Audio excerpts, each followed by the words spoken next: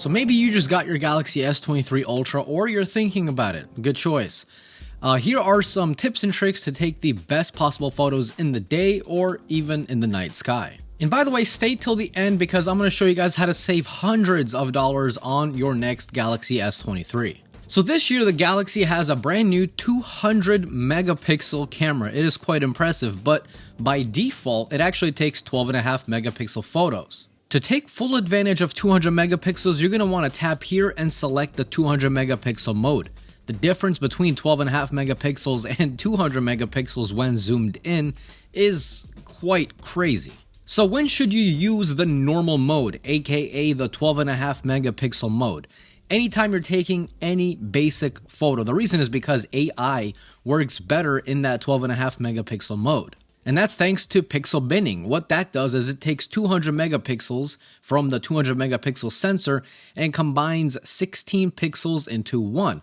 The result, 12.5 megapixels. Pixel binning helps a lot with HDR and noise reduction, so especially if you are in low light, make sure you use the normal mode. The 200 megapixel mode is not the only new option you have. You also have a 50 megapixel mode, which in my opinion is a nice middle ground between 200 megapixels and 12.5 megapixels, and you still get better quality as well than using the normal 12.5 megapixel mode. Now, if you want your photos to be Instagram ready with no editing required, you're going to want to turn on Scene Optimizer. To do this, tap on Settings and make sure Scene Optimizer is turned on. Now the phone will automatically try to figure out what you're trying to take a picture of. So if you're taking a picture of food for Instagram, right, we all know how that goes, it'll try to make that food look tasty and steamy as possible. If you're taking a picture of a landscape, it'll make sure the HDR and the colors are appropriate for what you're taking a picture of. So it's kind of automatically doing the editing for you.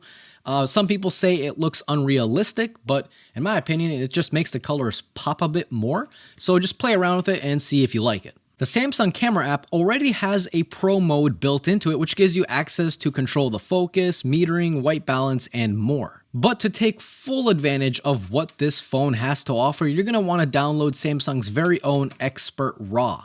To download Expert RAW, you're going to want to go into the Galaxy Store, not the Google Play Store. Once you open up the Galaxy Store and you search up Expert RAW, you should find it and you should download it because it is awesome. When you open up Expert RAW, you should notice that it is slightly different than the Pro version that's already built into the camera app, but it's in this app, Expert RAW, that you can actually take more advantage of things like astrophotography mode. To enable astrophotography, you want to click on Settings and make sure Special Photo Options is turned on.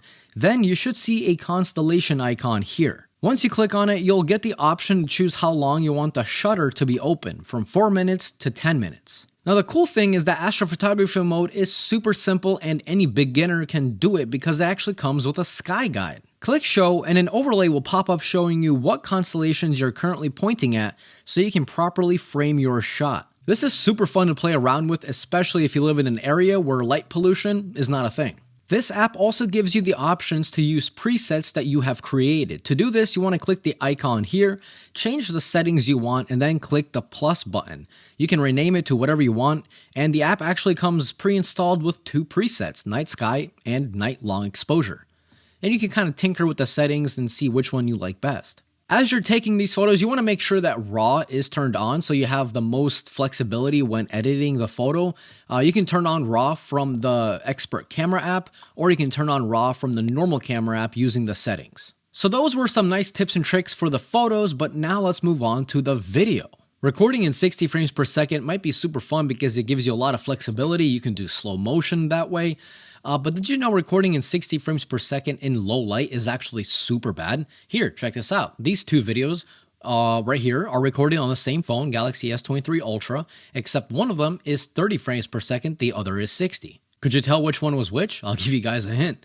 The one with less noise and the one that looks brighter is the 30 frames per second one. The Galaxy series has an option to enable auto FPS, so the phone will automatically change the frames per second depending on the lighting scenario. To turn this on, tap on Settings, scroll down, and enable Auto FPS. Now you can just simply leave your phone on 60 frames per second to record any miscellaneous videos, but then once you enter low light, the phone will automatically realize that, and it will lower the frames per second down to an acceptable level so the video quality continues looking good. But wait, if you're a pro, you're already shaking your head at me saying, Mark, what are you talking about? That is super bad. Listen, I get it. If you're gonna be editing the video later on in Adobe or in Final Cut Pro or any editing software, yes, of course it is better to have a stable frames per second than a variable frames per second. But not everyone's going to be editing their video. Sometimes they just want their video quality to be good straight out of camera. But of course, if you are going to be editing the video and you want the most amount of flexibility, do not turn on auto FPS.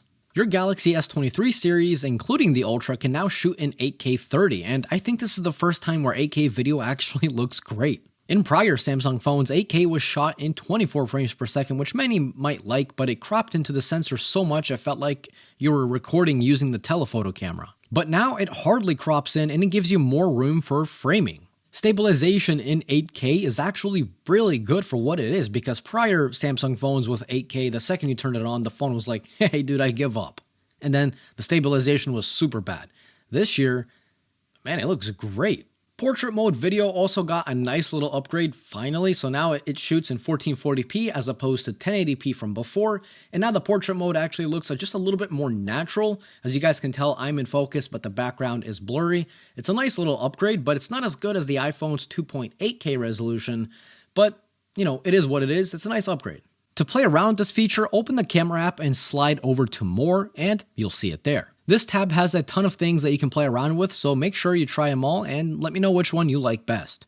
For those that are filming while running or doing any hardcore movements, make sure you tap on Super Steady Video.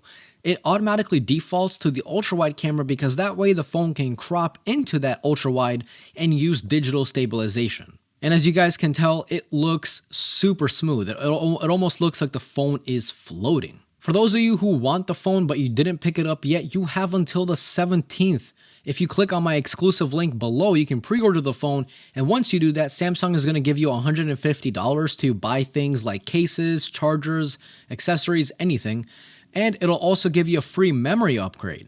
So depending on which phone you're getting, you can go from either 128 to 256 or from 256 to 512. Again, you're not going to be paying anything extra. So if you guys want that $150 of credit and that free memory upgrade, again, make sure you use my exclusive link down below in the description and in the pinned comment before the 17th of this month. That's like in a few days. So if you didn't pick one up yet and you want it, if you want to save some cash, I suggest you do it now. Alright guys, I hope you enjoyed today's video. If you did, click that like button. It is completely free to you, but it helps me and the channel out a lot, and I truly appreciate it. And if you are new here and you like these types of videos, including a lot of future videos that I'm making about the S23 Plus and the S23 Ultra, comparing it to the iPhone, the Pixel, so on and so forth, make sure you hit that subscribe button as well. Again, absolutely free. This was Mark from Mark's Tech. Adios.